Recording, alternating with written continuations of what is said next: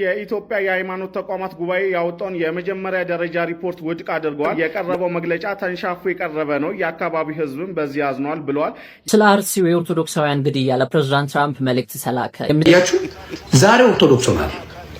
እኔ ዛሬ በቃ ጌታ የውሸት እኔ የማመልከው ጌታ እኔ የተንበረከኩለት ጌታ እኔ በስሙ የተጠመቅኩ ጌታ ዛሬ ዋሽቶኛል።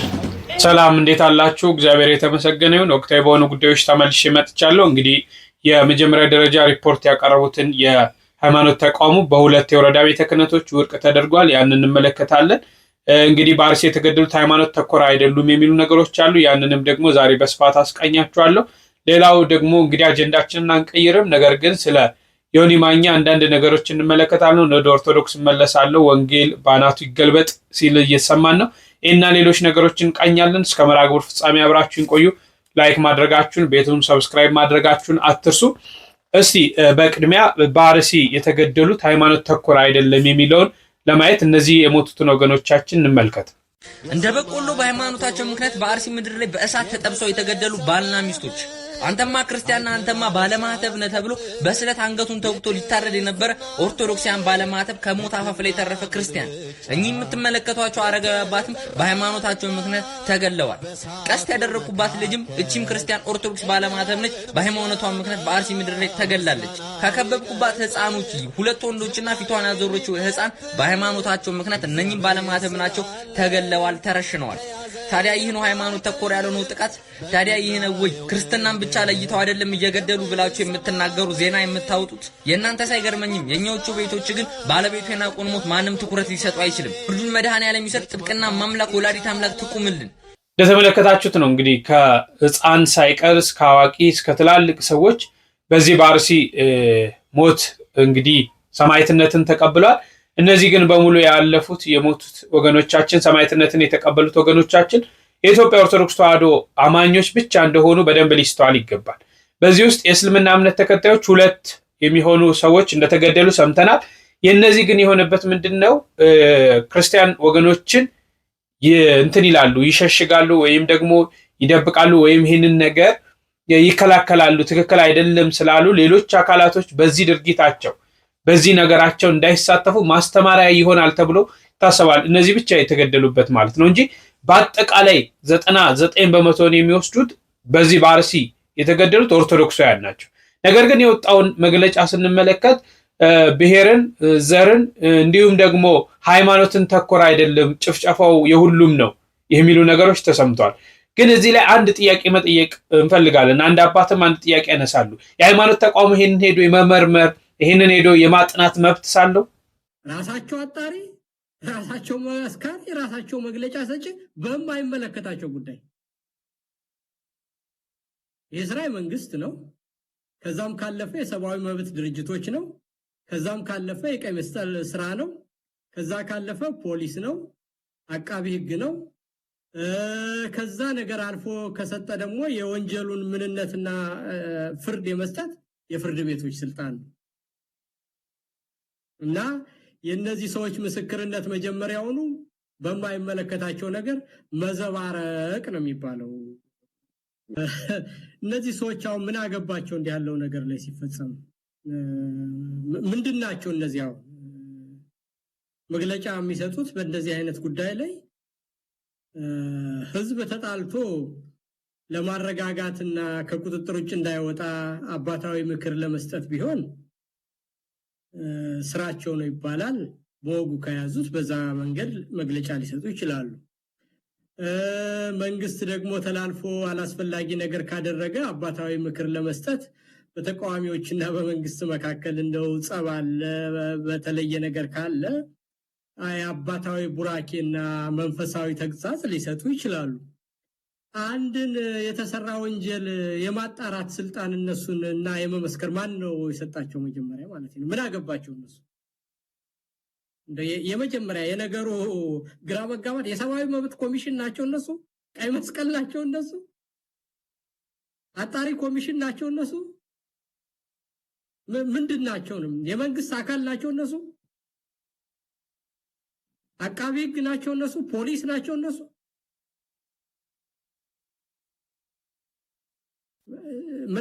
የነገሩን መበላሸት የሚያመጣው መጀመሪያ ምንድናቸው እነሱ ነው። መጀመሪያው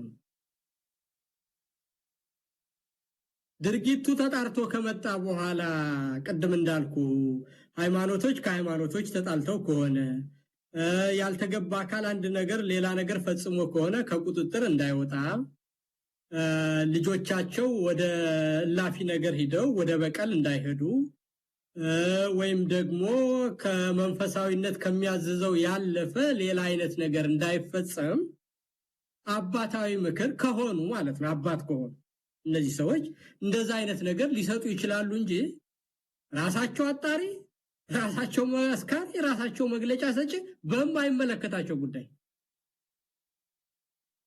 የእስራኤል መንግስት ነው። ከዛም ካለፈ የሰብአዊ መብት ድርጅቶች ነው። ከዛም ካለፈ የቀይ መስቀል ስራ ነው። ከዛ ካለፈ ፖሊስ ነው፣ አቃቢ ህግ ነው። ከዛ ነገር አልፎ ከሰጠ ደግሞ የወንጀሉን ምንነትና ፍርድ የመስጠት የፍርድ ቤቶች ስልጣን ነው እና የነዚህ ሰዎች ምስክርነት መጀመሪያውኑ በማይመለከታቸው ነገር መዘባረቅ ነው የሚባለው። በተረፈ እንግዲህ የናብይን ነገር ከሆነ ብለነው የደከመን ነገር ስለሆነ በእነሱ ዘመን ውሸት የአገሪቷ መገለጫና ያሰራሪት ባህል ከሆነ ቆይቷል። እኔ ስለነሱ መናገርም ሰልችቶኛል። እንደው የምትለው ካለ በአጠቃላይ እነዚህ ሰዎች በማይመለከታቸው ነገር ነው የሚዘባርቁ ነው የምልመሳይ። እንደው መግለጫ ማውጣት ራስን ከማዋረድና እንደው ቢሞቱ አይሻላቸውም ወይ? እንደው ባይኖሩ እነዚህ ሰዎች ቤተክርስቲያን እንደሆነ በጊዜው በልጆቿ የራሷን ትንሳኤ ታገኛለች። ምንም አልጠራጠርም በዚህ ጉዳይ ላይ። እኔ እንደው 100% እርግጠኛ ነኝ። ግን በዚህ ጊዜ አባት ነኝ ብሎ እዛ ማህበር ውስጥ ያንን ነገር ያጸደቀ ሰው ራሱን እንደ ሰው ባይቆጥር ይሻለዋል። እንደ ሃይማኖት አባትም አይደለም ምንም አይደለም። እነ ዳንኤል ክብረት ውሸት ባህሪያቸው ነው። ቅድም እንደነገርኩ ክደት ባህሪያቸው ነው። ከእውነት ጋር መጣላት ባህሪያቸው ነው። እና አብይ እንደ ሃይማኖትም የቆጠሩት ነገር ነው። ግን እነዚህ ሰዎች ተከትለው ዛሬ ሁሉ ሰው እውነት በሚናገርበት በሶሻል ሚዲያ ስንት ነገር በሚነገርበት ወጣቶች በ20 ዓመታቸው ለእውነት ብለው በሚሞቱበት ሀገር ስንት ጋዜጠኞች የፖለቲካ ሰዎች እስር ቤት በገቡበት ሀገር የሃይማኖት መሪ በአደባባይ ውሸት ሲመሰክር እኔ ይሄ ነገር ችግሩ እንደውም የሚመጣው ወደፊት ለሚያድጉ ልጆችና አሁን በእምነት በሞራል በሴት ትልቅ ሀገር ነች የምትባለው ኢትዮጵያ ሃይማኖት ሀገር በዚህ ዘመን ያሉ አባቶች ለዚህ ደግሞ አዋርዶና ራቁቱን ያስቀሩና ኢትዮጵያን ሴቶች ሁሉ ያጠፉ ሰዎች ስለሆኑ እኔ በጣም አደገኛ ሁኔታ ውስጥ እንዳሉ ቢያውቁት መልካም ይመስለኛል ማለት ነው። መሳይ የተከታተላችሁት ነው። ሰፋ አድርገዋል ተናግረዋል። እንግዲህ ወንጀል ነው የተፈጸመው፣ ግድያ ነው የተፈጸመው። ይህን ግድያና ይህን ወንጀል ደግሞ እንግዲህ የመንግስት አካላት ናቸው አጥንተው ማምጣት ያለባቸው። ፍርድም ደግሞ የሚፈርደው እንዲህ ነው የሚለውም ደግሞ ፍርድ ቤት ነው። ነገር ግን እነዚህ አካላቶች ያው ሃይማኖት ተቋማት ሆነው በውስጧ የኢትዮጵያ ኦርቶዶክስ ተዋሕዶ ቤተክርስቲያን አማኞች አሉባት፣ ካህናት፣ የቤተክርስቲያኒቷ አገልጋዮች እንዴት አድርገው ይሄንን ሪፖርት ይዘው እንደመጡ አላውቅም። በርካቶችን አሳዝኗል። ሁሉም ሲያዝን የነበረበት ነገር ነው። ትክክል አይደለም የሚል ማለት ነው። ይህንን ተከትሎ የአካባቢው ማህበረሰብ እንኳን ምንድነው እውነታ አይደለም የተንሻፈፈ ሪፖርት ነው የቀረበው ብለው እንግዲህ ይህንን የመጀመሪያውን ደረጃ ሪፖርት ውድቅ ያደረጉ አካላቶችን ተመልከቱ። ሁለት የወረዳ ቤተ ክህነቶች የኢትዮጵያ የሃይማኖት ተቋማት ጉባኤ ያወጣውን የመጀመሪያ ደረጃ ሪፖርት ውድቅ አድርገዋል። ለቲኪቫ ኢትዮጵያ በሰጡት ቃል የቀረበው መግለጫ ተንሻፎ የቀረበ ነው፣ የአካባቢ ሕዝብም በዚህ ያዝኗል ብለዋል። የኢትዮጵያ የሃይማኖት ተቋማት ጉባኤ አጣሪ ኮሚቴ በአርሲ ዞን ጉና፣ ሽርካ፣ ሁንኮሎ፣ አቤ፣ መርቲ ወረዳዎች በቅርቡ የተፈጸሙ ግድያዎችን፣ እገታዎችን፣ ዝርፊያዎችን በተመለከተ ያካሄደውን የመጀመሪያ ደረጃ ሪፖርት ይፋ ማድረጉ ይታወቃል። ሁለቱ ወረዳ ቤተ ክህነቶች የኢትዮጵያ የሃይማኖት ተቋማት ጉባኤ ያወጣውን የመጀመሪያ ደረጃ ሪፖርት ውድቅ አድርገዋል። መግለጫው ተንሻፎ የቀረበ ነው ሲሉ ነው የአካባቢ ነዋሪዎች የገለጹት። በዚህም የአካባቢ ህዝብን በዚህ ያዝኗል ተብሏል። ኮፒሊንግ ሼር ሪፖስት እያደረጋቸው ኦርቶዶክሳውያን እንደተከታተላችሁት ነው። በዚህ ባይዘዌ ሁሉም ሌሎቹም ወረዳ ቤተ ክህነቶች፣ ሀገረ ስብከቶች በዚህ ነገር መሳተፍ አለባቸው ብዬ አስባለሁ። አባቶች፣ ሰንበት ትምህርት ቤት ማህበራት ሁሉ ይህንን ነገር ማውገዝ አለባቸው። ባይዘዌ ዛሬ እንደዚህ ሆነን የምንጮው ዛሬ እንደዚህ የምንለው ነገ ለሚፈጠረው ነገር ጥንቃቄ እንዲወሰድ ነው። የሞቱትና ያለፉት ወገኖቻችንማ ሞቶ ሰማዕትነትን ተቀበሉ። ዳግመኛ እንዲህ አይነት በሃይማኖት እልቂት እንዳይፈጠር ተገቢው ቁጥጥር እንዲደረግ፣ ተገቢው ክብር፣ ተገቢው ጥበቃ እንዲደረግ እዛ ቦታ ላይ መንግስት እንዲህ የሚያደርጉ አካላት ላይ ተገቢውን እርምጃ የቅጣት እርምጃ ወስዶ ማስተማሪያ ነገሮች እንዲፈጠሩ ነው። ሀገሪቷ ሰላም እንድትሆን ሁሉም በሰላም በፍቅር እንዲኖር ማለት ነው። የሞቱትን ወገኖቻችን ልንመልሳቸው አይደለም። የእነሱን ደምማ የሚበቀል እግዚአብሔር አለ። እግዚአብሔር የራሱን ስራ እንደሚሰራ እናምናለን። ባለንበት ሰዓት ግን ትክክል አይደለም ብለን መጮህ አለብን ማለት ነው። ስለዚህ ሁሉም ይሄንን ነገር መሳተፍ አለብን። በቃ እንዲህ አይነት ነገር ኦርቶዶክሳውያን መከራ እየደረሰባቸው ነው፣ እየሞቱ ነው፣ እየተገደሉ ነው፣ እየተሳደዱ ነው። አብያተ ክርስቲያናቶቻችን ግፍና መከራ እየደረሰባት እንደሆነ ይታወቃል። ስለዚህ ይሄንን እውነታ መግለጥ ያስፈልጋል ማለት ነው። መንግስትንም መደገፍ እኮ አይደለም እንዲህ አይነት ነገሮች፣ መንግስትንም እኮ ማገዝ መርዳት ነው። ባይዘው ነገሮችን በሸፋፈንን ባንሻፈፍናቸው ቁጥር መንግስትም አይጠቀምም፣ አትጠቅሙትም፣ አንጠቅመም። ግን እንዲህ አይነት ነገሮች አሉ፣ እልቂት ስለማይፈልግ ማለት ነው፣ ግድያ ስለማይፈልግ ማለት ነው። መንግስት እንዲህ አይነት ነገሮችን ሰላም ለማስከበር ያለውን ነገር ስለምንመለከት፣ ስለዚህ እንዲህ አይነት ነገሮች የትክክለኛ የሆኑ ሪፖርቶች ሲቀርቡ፣ ትክክለኛ የሆኑ ነገሮች ሲቀርቡ ለመፍትሄ ሀሳብ አብሮ በጋራ መስራት ይቻላል። ስለዚህ ሁሉም ይሄንን የኦርቶዶክሳውያን ግድያ መቆም አለበት። አለበለዚያ ነገ ከነገ ወዲያ እኛ ኦርቶዶክሳውያን በተለይ ማንወጣው ነገር ውስጥ እንገባለን። ዛሬ 60-70 ሚሊዮን ነን የምንለው እየተገደል ነገ 20 እና 10 ሚሊዮን እንቀራለን። ነገ በምን ማህበረሰብ ተሸፈነ እንደምንኖር በደንብ ልናስተውሉ ያስፈልጋል። ማን እንደሚዘን በአንገተ ማተብ አስረ እንኳን እንዳትሄድ ልትደረግ የምንችልበት ጊዜ ሊመጣ ይችላል።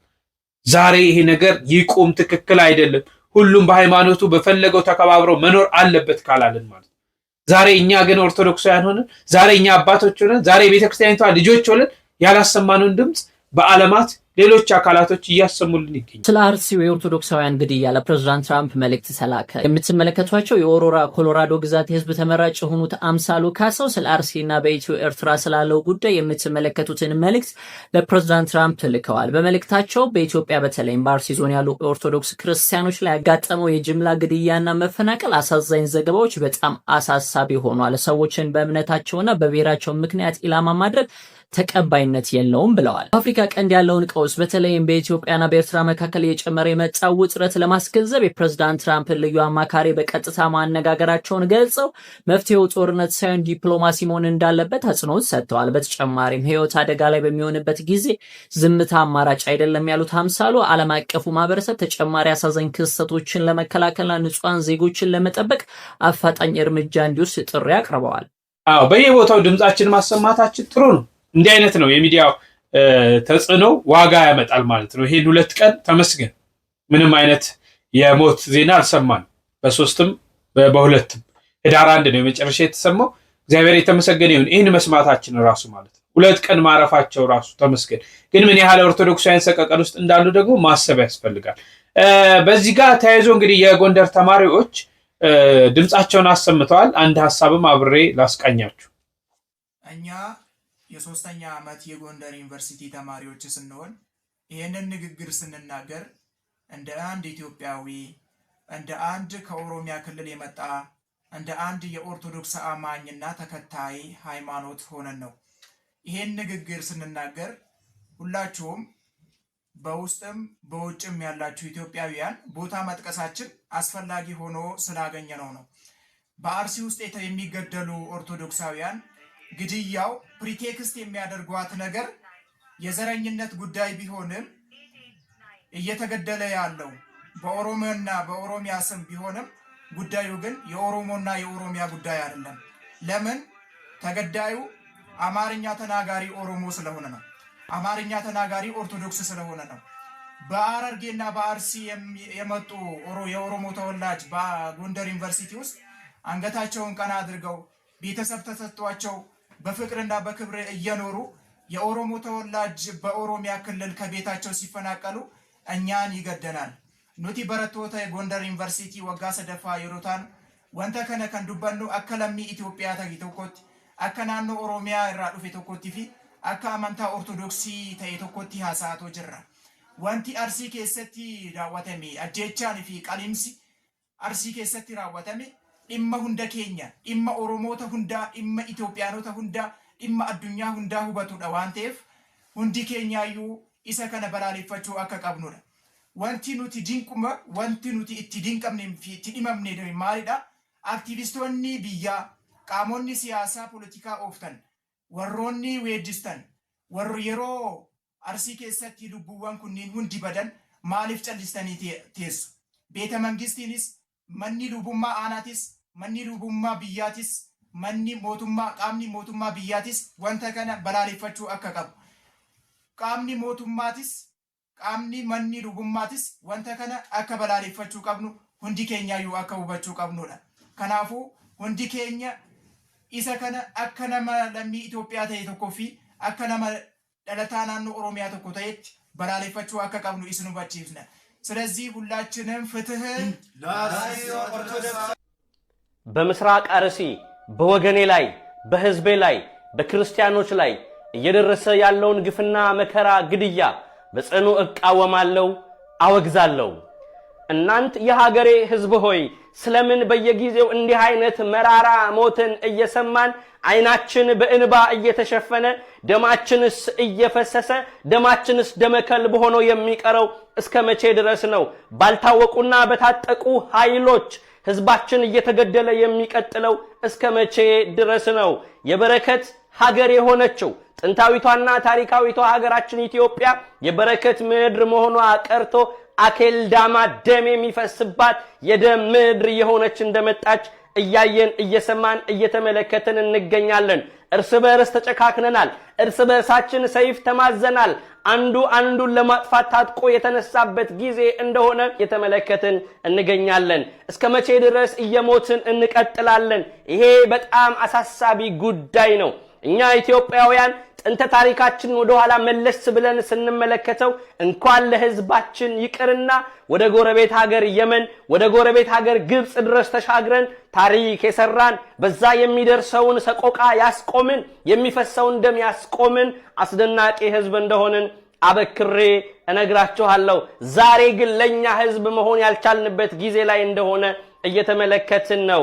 ኢትዮጵያውያን ነገስታት ጀብዱ ሰርተዋል። አጼ ካሌብ የመን ተሻግረው በናግሪያን ክርስቲያኖች ላይ ይደርስ የነበረውን ግፍና መከራ በሚያስደንቅ ብቃት በእግዚአብሔር ኃይል አሸንፈው ህዝቡን ነፃ አወጥተውታል። ወደ ግብጽ ደግሞ ስንጓዝ ንጉስ ግርማ ስዩምና ልጁን ይምርሃነ ክርስቶስን እናገኛለን። በ1084 ዓመተ ምህረት በግብጻውያን ላይ ነግሶ የነበረው ንጉስ በድር ኤልጀማል የተባለ ንጉስ በክርስቲያኖች ላይ ግፍና መከራን ያደርስ ነበር። ይህንን ያዩት የተመለከቱት ኢትዮጵያውያን ነገስታት አስደናቂ ሥራ ሰርተዋል።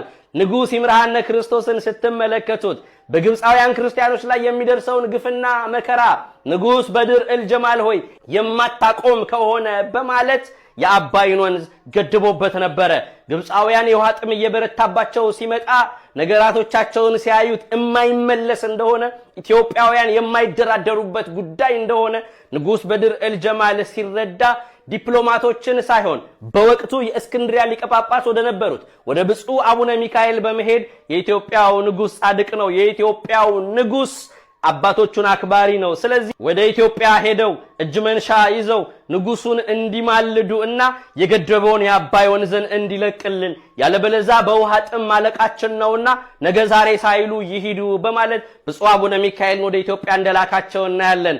ብፁዕ አቡነ ሚካኤል ወደ ኢትዮጵያ መጥተው ወደ ንጉሱ ደርሰው ንጉስ በድር ኤልጀማል በክርስቲያኖች ላይ የሚያደርሰውን ግፍና መከራ ካሁን በኋላ እንዳቆመ መተማመኛ በመስጠት የአባይን ወንዝ መልሶ እንደለቀቀላቸው ከታሪክ ድርሳናችን ላይ እናነባለን። እንዲህ አይነት ህዝብ ነበርን፣ ጀግና ህዝብ። ዛሬ ግን ለራሳችን ህዝብ መሆን አቅቶን በየጊዜው የህዝባችንን የደሃውን የምስኪኑን የገበሬውን ሀገሬናት ቀየናት ብሎ ተወልዶ ባደገበት ስፍራ ላይ ደሙ እየፈሰሰ ደሙ ደግሞ ደመከልብ ሆኖ በታጠቁና ባልታወቁ ኃይሎች እየተባለ እንዲህ አይነት ሞታችንን እየሰማን በየጊዜው ከንፈራችንን እየመጠጥን እየቀጠልን እንገኛለን። ይህ ደግሞ በጽኑ መቆም ያለበትና መወገዝ ያለበት ተግባር ነው። መንግስታችን ይሄንን ጉዳይ ተከታትሎ አጥፊዎችን ለህግ እንዲያቀርብ በአጽንኦት እጠይቃለሁ። ይሄን የምለው ኢትዮጵያዊ ስለሆንኩኝ ነው። ይሄንን አስምሬ ነግራችኋለሁ። እግዚአብሔር አምላኬ ሆይ ምድራችንን ከአኬልዳማነት ወደ አመስጋኝ ምድርነት እንድትለውጥልን እማጸናለሁ፣ እለምናለሁ። ኢትዮጵያ ሆይ አሁንም እንደ ጥንቱ እጅሽን ወደ እግዚአብሔር እንድትዘረጊና አምላክሽም አባትሽም አቤት እንዲልሽ እግዚአብሔር ይመልከትሽ። በእውነት ሞታችን ጦርነታችን ይብቃ። ይሄንን ደግሞ አወግዛለሁ። አንዳንድ ሰዎች አባቶች ስንል በየቀኑ እየወጣን ያላቅማችን አባት የጠላን የሚመስላቸው ሰዎች አሉ። አባት ከሌለ ክህነት የለም፣ ክህነት ከሌለ ቤተክርስቲያን የለችም ማለት ነው። በሌላ አባባል ለየትኛውም ኦርቶዶክስ ይህ ግልጽ ነው። ለምንድን ነው ግን እኛ አባቶች ምንድነው አባታችን ወይ እንደምንለው በየቀኑ ከ60 እና ከ70 ሚሊዮን በላይ ኦርቶዶክሳዊ ተሰብስበን ብንጮህ ድምጻችን ቫልዩለስ የሚሆነው ለምን ይመስላችኋል? በሐዋርያት ሥራ መጽሐፍ ላይ ተጽፎ እንዳለው ለራሳችሁና ለመንጋው ተጠንቀቁ ተብለው በመንፈስ ቅዱስ የተሾሙት አባቶች ናቸው የኔንና ያንተን ድምፅ ዝርኡ ሆኖ እንዳይቀር ፍሬ እንዲያፈራ የሚያደርጉት። እነርሱ ዝም ካሉ ስለዚህ በፍርሃት ውስጥ ነው ሊሆን ይችላል፣ በጥቅማ ጥቅም ተይዘው ሊሆን ይችላል፣ የራሳቸውን አመለካከት በቤተክርስቲያን ውስጥ ይዘው እኛን ወደዛ መንገድ እየወሰዱን ሊሆን ይችላል። ወሬቨር የነሱ ቢዝነስ ሊሆን ይችላል የያዛቸው። የነሱ ክፋት እንዲገለጥና ድምፃችንን የሚያፍኑት ሰዎች አፈረው በስራቸው ከመድረኩ እንዲወርዱ እኔ እናንተ ኦርቶዶክሳዊው ከልባችን መገናኘት አለብን። መጀመሪያ ራስህን በንስሐ አጽዳ። በኃጢአት ላይ ዝመትበት። ዘረኝነት አጥንትህ ላይ ሆኖ ስለ ቅድስት ቤተክርስቲያን አስበህ እግዚአብሔር ይሰማኛል ብትል ጩኸትህ ባዶ ነው፣ አትሰማም። ክፋተኛንና ዘረኛነትን እግዚአብሔር አጥብቆ ነው የሚጠላው። ዘረኛ አትሁኑ። ኦርቶዶክሳዊ ወንድምህን ከልብህ ውደደው። መጽሐፍ ቅዱስ ይህን ነው የሚያስተምረው። እኛ ብዙዎች ስንሆን በክርስቶስ አንድ ነን። እንደ ሰዱቃዊ ትንሣኤ ዘጉባኤ የለም ብለህ ማታምን ከሆንክ በክርስቶስ የትንሣኤው በኩር እሱ መሆኑን ተቀብለህ ያለ ኦርቶዶክሳዊ ከሆንክ ክፋት፣ በኃጢአት መመላለስ፣ በሰዎች ላይ ማሴር፣ እንደዚህ አይነት መከራዎችን በአእምሮ ላይ ይዘህ እባክህ ክርስቶስ ወይ ስማኝ ብትለው አይሰማህም። ልብህ የደነደነ ነው። የሁላችንም ልብ ነው አሁን ይህ የሆነው። ራሄል ወጥታ አልተዋጋችም። ልጆችሽን ጭቃው ጋር ረገጫቸው ስትባል እንባዋን የረጨችው ወደ ሰማይ።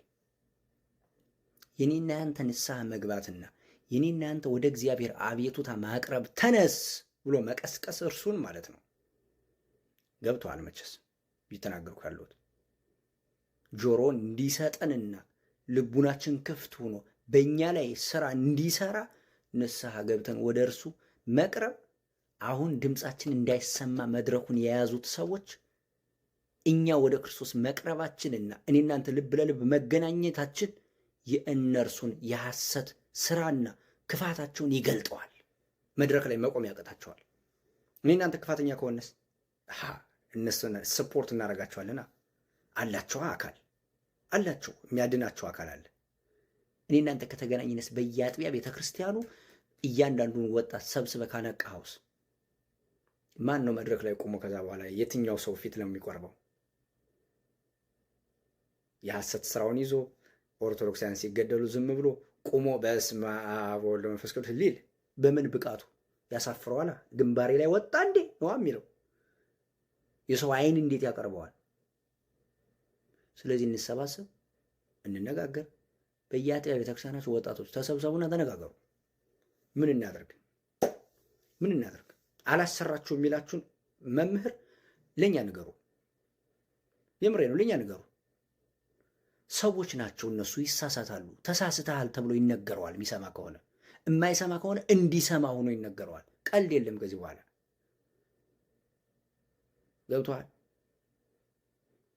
ታንኪዩ ክንድዬ፣ ሰላማችሁ በዚህ እንደተከታተላችሁት ነው። አጀንዳችንን መቀየር የለብን፣ በዚህ መጽናት አለብን። ምን ያህል ይሄዳሉ የሚሉ ነገሮች ስላሉ ጸንተን ይሄንን ነገር ማስቆምና ይሄንን ነገር እስከ መጨረሻው እስኪቆም ድረስ እኛ ድምጻችንን ማሰማት አለብን። ሁላችንም ኃላፊነት ስላለብን ማለት ነው።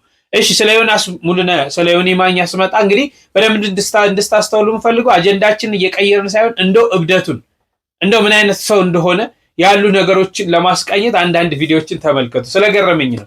ያችሁ ዛሬ ኦርቶዶክስ ሆናል ለሚሾው ካልሰራ በኔ ላይ ጧት ተነስቶ ካልሰራ እኔ ዛሬ በቃ ጌታ የውሸት እኔ የማመልከው ጌታ እኔ የተንበረከኩለት ጌታ እኔ በስሙ የተጠመቅኩ ጌታ ዛሬ ዋሽቶኛል።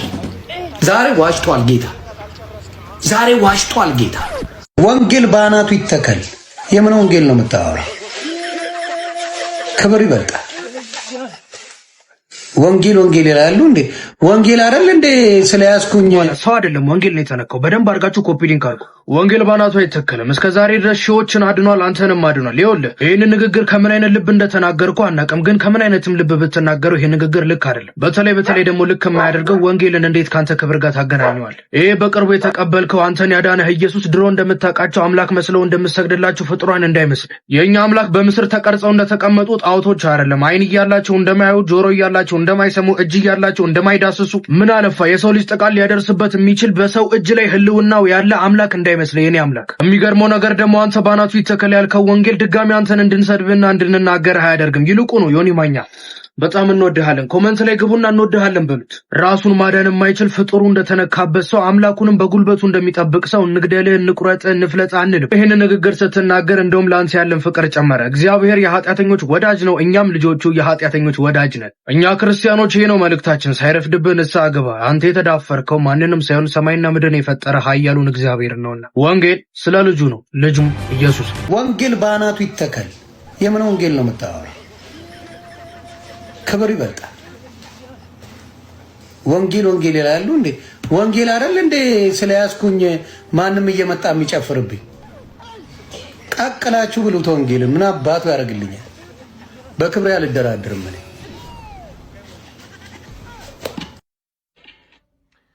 ሰላም እንዴት ናችሁ? እንግዲህ እንደሰማችሁት ነው አሁን ማህበራዊ ሚዲያ ላይ የሚመላለሰው የዮናስ ሙሉነህ የክሽፈት ታሪክ ነው። እኔ መውደቅህ አስደስቶኝ የምናገር አይነት ሰው አይደለሁም። ወንጌል ምን አባቱ ያደርጋል ያልከው ወንጌል ስለ ክርስቶስ ነው። መጽሐፍ እንደሚል ስለ መሞቱ ስለ መነሳቱ። ወንጌል የዘላለም ሕይወት ይሰጣል፣ ቤር ልጅ ያደርጋል። ወንጌል የቅዱሳን ማህበር ይቀላቅላል።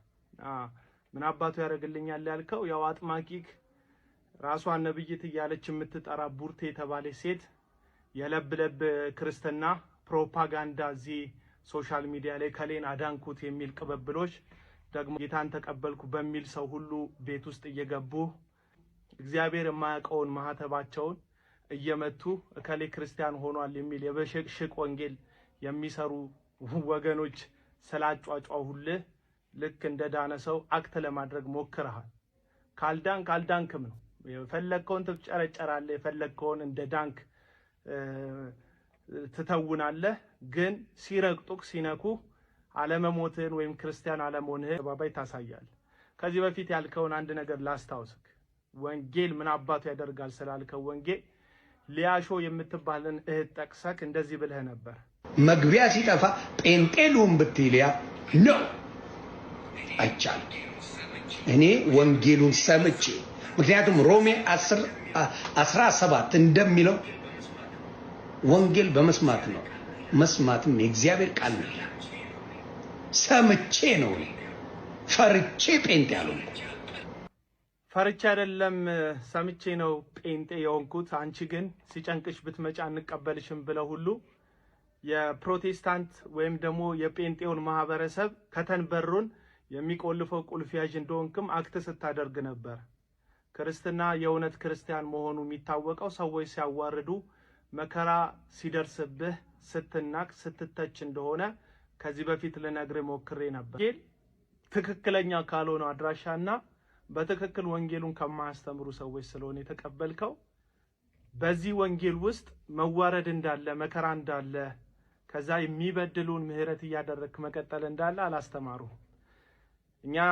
እኔ እንደተሰደብኩት ያው ራሴን ጽድቅ ለማቆም አይደለም እዚህ ሶሻል ሚዲያ ላይ እኔ እንደተዋረድኩት አንተን ጨምሮ በጣም ብዙ ሰዎች እኔን እንዳንጓጠጣችሁት እኔ እንደተሳደባችሁት ቢሆን ኖሮ ወንጌል ባናቱ ይዘግዘቅ የማለት የነበረብኝ እኔ ነኝ ካንተ አንፃር እዚህ ሶሻል ሚዲያ ላይ ስላለው ማለት ነው። ነገር ግን እንደዛ አላልኩ። ሰዎችንና ወንጌልን ለይቼ ነው የማየው። የአጋንንትን ፈተና የሰዎችን ፈተና ለይቼ ነው የማየው። ስለዚህ መጽሐፍ ቅዱስ ስለ መጽናት የሚያወራውን ነገር ልነግርህ ነው የምፈልገው። መሞት አለበት ልልህ አይደለም የመጣሁት። አሁንም አረፈደም ብራዘር። ወንጌል ራስን አዋርዶ ጌታን ማስከበር ነው።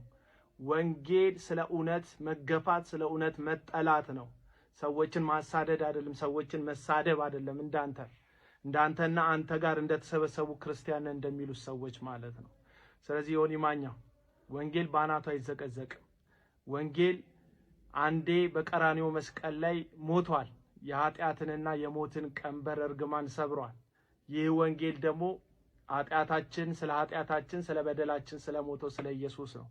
የፈለከውን ያክል ብትናገር ልታዋርደው አትችልም። ምክንያቱም ወንጌል የቆመው የኢየሱስ ክርስቶስ ውርደት ላይ ስለሆነ በጥፊ መመታቱ በመከራና በመሞት ማለፉን ሞትን አሸንፎ ደግሞ መነሳቱን ላይ የሚያጠነጥን ስለ ክርስቶስ የሚናገር የምስራች ስለሆነ ወንጌል አንድ ጊዜ ነው ውርደት። አሁን ስለ ወንጌል እንዋረዳለን እንጂ ወንጌል አይዋረድም። ምክንያቱም ወንጌል ሊከብር ለዘላለም በአባቱ ቀኝ ተቀምጧል። አሁን ማንም ተነስቶ እንዳንተ ክፍት አፉን ስለከፈተ ስለተናገረ በፍጹም ወንጌል የሚዋረድበት ምክንያት የለም። ከእውነተኛው ምንጭ ያልቀዳ እውነተኛውን ወንጌል ያልሰማ ሰው የእውነት ዳነ ብለን ለማውራት ባንቸኩል ደስ ይለኛል። አሁንም አንተ የዳነ እውነትና ውስጥ ካለህ መመለስ የምትችልበት ይቅርታ የምትጠይቅበት እድል አለ እላለሁ። ይመች ባይዘዌ እንዲህ አይነት ሰዎችን በምን ያያለው መሰለች? ይሄ የኔ ምልከታ ነው። ይሄንን የምመለከተው ምንድነው ሆነ ብለው ነው በዚህ ሰዓት እንዲህ አይነት ነገሮች የሚፈጥሩት። እኛ ያለንበት አጀንዳ አለ። ያን አጀንዳ ለመስጠት አሁን ለምሳሌ በጋሻውን አያችሁታ፣ በጣም ብዙ ነገር ጣለ። ቆንጠጥ አድርገን ያዝን። ሁላችንም ይሄን ያህል ሰፊ የሆነ ትኩረት አልሰጠነውም፣ አረሳናቸው። ማርሲዎች መጣ። ዛሬ ደግሞ እንዲህ አይነት ነገር መጣ። አንዱን ሳንጀምር እዛው በላይ እንዲሆን ቢያምን ወደ ኦርቶዶክስ ቢመለስ ባይመለስ ለኛ የሚጨምረው የሚቀንሰው ነገር የለም። የራሱ ነፍስ ነው የምትድነው። በመሄዱ አዝነናል። አንድ ነፍስ ከቤቱ ስለወጣች ማለት ነው። ስለሄደም ግን የራሱ ችግር ነው። ዛሬም እንዲህ ነገም ደግሞ ቤተክርስቲያኒቷን መጥቶ ተሳድቦ ደግሞ ወደ ሌላ እንደማሄድ አይታወቅም። ምንም እብደት ስለሆነ ማለት ነው። ክርስትና ግን እንዲህ አይደለም። በፈተና ውስጥ መጽናት ነው። በፈተና ውስጥ መኖር ነው። ድሎትና ምቾት ለቢዝነስ የሚሆን ክርስትና እኛ የለንም እና እግዚአብሔር ማስተዋሉን ይስጥ ለማለት ፈልጋለሁ። እኔ ሌላ ምንም ሳይሆን ማስተዋሉን ሰጥቶ በአንድ ቦታ እንድትረጋ እንደው እዚህም እዛም እየተንቀሸቀሽ እድሜን ከምትጨርስ እግዚአብሔር ማስተዋሉን ሰጥቶ በአንድ ቦታ እንድትጸና እሱ አምላክ ይፍቀድልን ለማለት እወዳለሁ። ፍትህ ለአርሲ ወገኖቻችን፣ ፍትህ ለኦርቶዶክሳውያን ማለት እንዳትረሱ። ድምጻችሁን አሰሙ፣ እንዳትሰለቹ። እግዚአብሔር አምላክ ከሁላችን ጋር ይሁን። እሱ ይታረቀን፣ እሱ ምሕረቱንና ቸርነቱን ይላክልን ለማለት እወዳለሁ። በሌላ ጊዜ እስክንገናኝ እጅግ አከብራችኋለሁ። ቸር ቆዩልኝ።